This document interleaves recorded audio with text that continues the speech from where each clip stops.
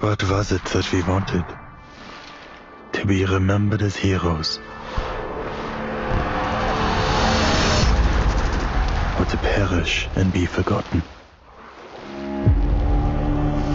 Yet we knew we never had a choice.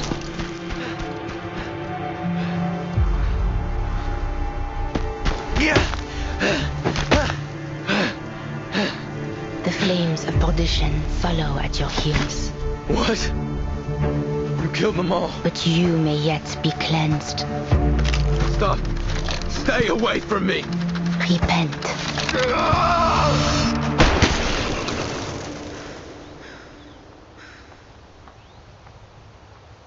What are you?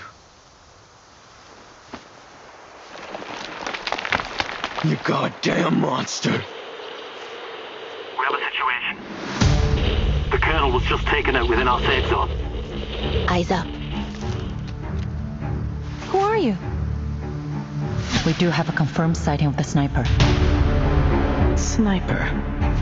The Manus are probably lurking nearby. Take Marshall with you. Find them.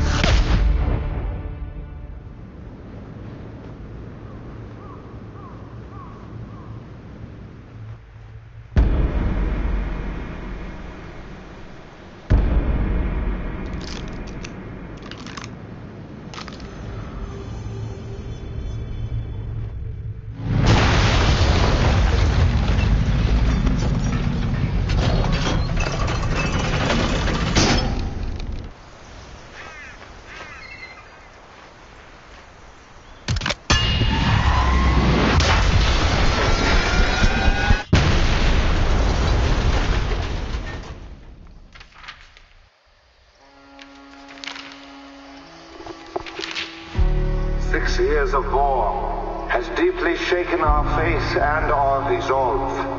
I'll come find you after the war ends. How does that sound? I now know the true cause of the conflict. And I have seen the face of the true enemy. Farewell, Garon. I want you to save yourself. On the 11th hour, this war will come to an end. Scheiße! Scheiße! Deckung! Sanitäter! Hilfe!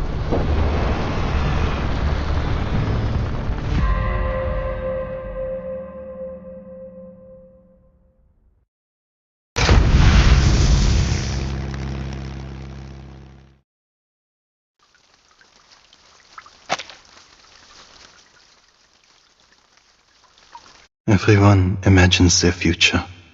In most, they grow up, they make friends, get married, and hope to make their fathers and grandfathers proud. We enter this new era full of those same hopes for our future. We had no idea what lay in wait for us. We called it the triumphant opening to the greatest era in history. A rite of passage for every man to be. Join us in an adventure side by side, bound by courage and loyalty. Return home victorious, and let your legend be told for generations to come. That was the future we imagined. Now, those sweet and fitting lies have melted away.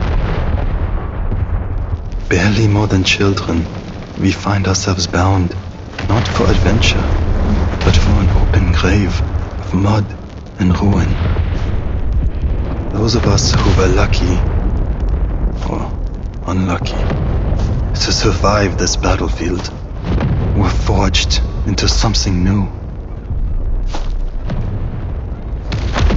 Numb, cruel, corrupted.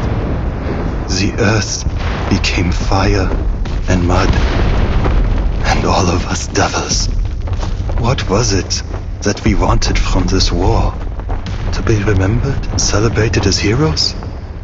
Or to forget and be forgotten?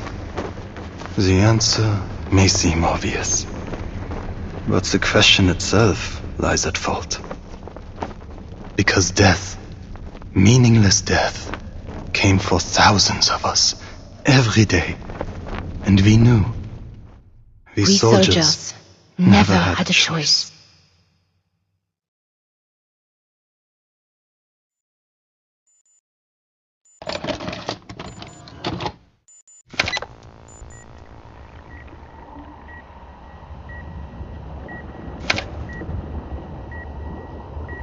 What do you see?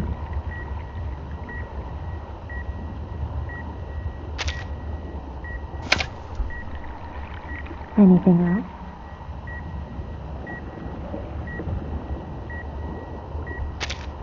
It's the air of God.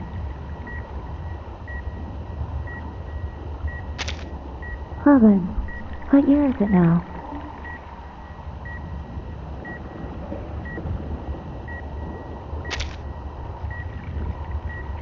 Subconscious stable.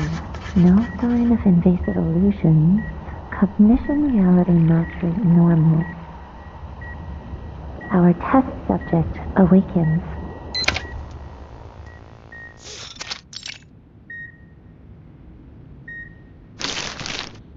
Last question. What's this?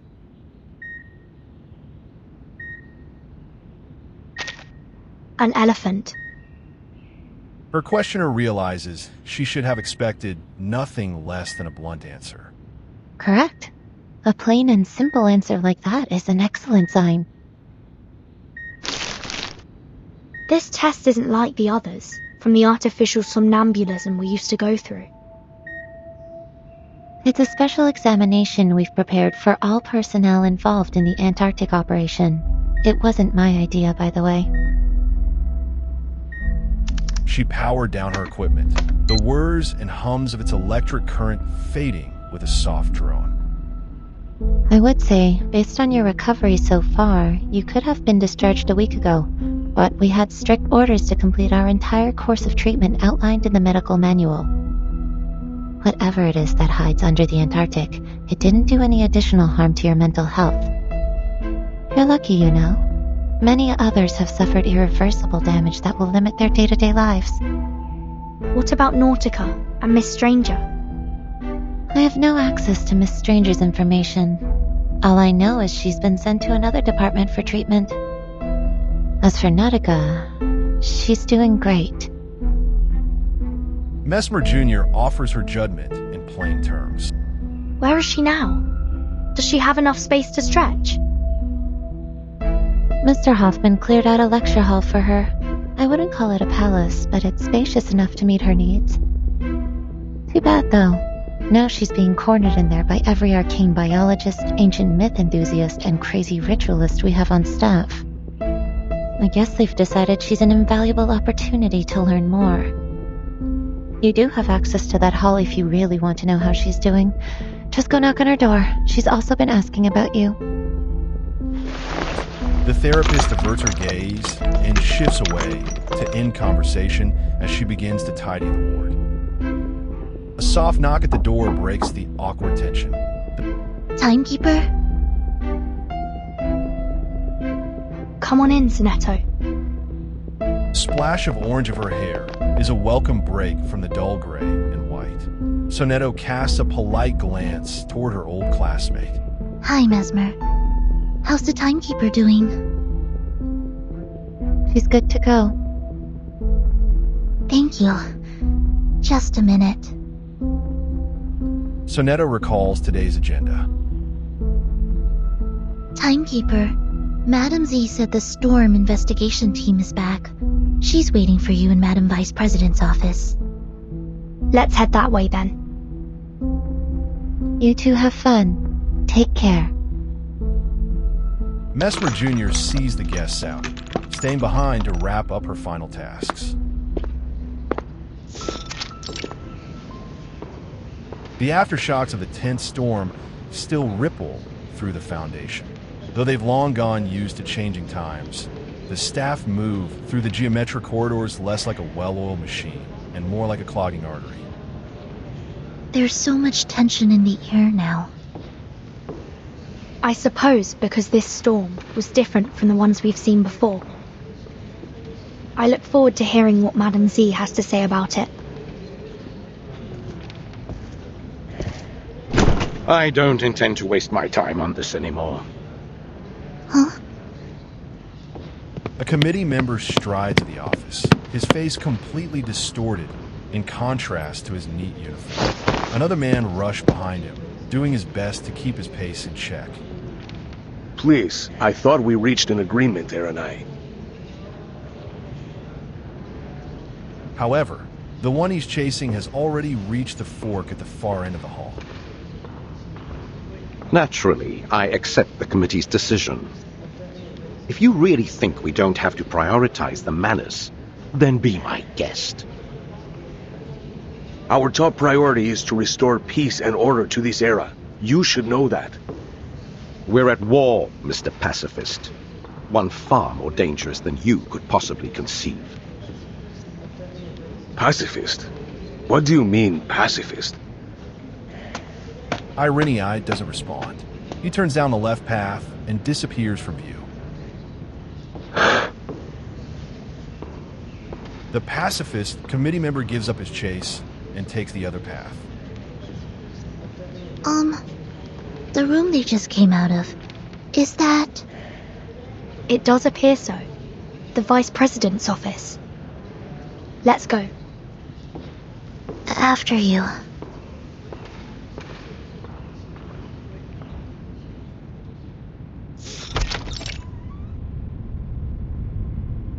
The expected occupant is nowhere to be seen. Only her chief of staff waits inside. Very nearly perfect timing, Burton. Senator, I had heard that the rehab center cleared you for release. But it's all the more reassuring to see it for myself. The scenes of the fierce argument that took place linger in a mess of documents strewn over the table. Madame Z, we saw Erinai and Pedra at the door. Let's not talk about them for now. Understood. So, the Storm investigation team has returned? Correct. Thanks to the field agent squad and our investigators, we've collected enough proof to verify your hypothesis. History has changed. The 10th storm has brought us to an entirely different 1920 than we knew. One with the war still raging that should have long been over. Do we understand why history has changed? Laplace has two hypotheses. The first centers on the ritual held in the Antarctic. Despite being interrupted, its flood might have changed the storm's nature, which has resulted in an even greater deviation from history as we knew it. Don't look so discouraged. That would be much better than the other theory. After her revival, Arcana may have obtained the power to use the storm to alter the course of history. If that is the case, in all likelihood, that means this war is likely a result of international manipulation by Arcana. Manus Vindictae is trying to bring more chaos to the world. The solemn room welcomes its master. It's been a long time since we last met in this room, Timekeeper. It seems like nothing has changed. But there's no time to dwell on that. I have some critical updates for you. This war may be close to its end. Though the fighting continues, we've begun engaging each side's leaders, and we believe a truce is possible. There will be a peace talk, and the committee has decided to act as its mediator. Peace is always the Foundation's top priority. After this situation is stabilized, we'll pool our resources and focus on the Manus. I see. How's the progress so far? The Chief of Staff answers on her behalf for this minor detail. Our branch leaders have built lines of communication, and we have reached an agreement on some of the terms with their respective governments. Pedro will go to meet the commanders on behalf of the Foundation, with the aim to reach a lasting truce by the end of the month. If everything goes well, we may be able to restore peace before the new year. Now is time to ask the question that's been lingering in her mind. As we arrived, I heard Ironai call Pedra a pacifist. Does Ironai disagree with the Foundation's policy regarding the war? It isn't a matter of the policy, but the means by which we achieve it, to be precise. How do you mean? He and a few others believe all attempts to restore peace are bound to fail unless we destroy the Manus first. In short, he wants to do things the tough way.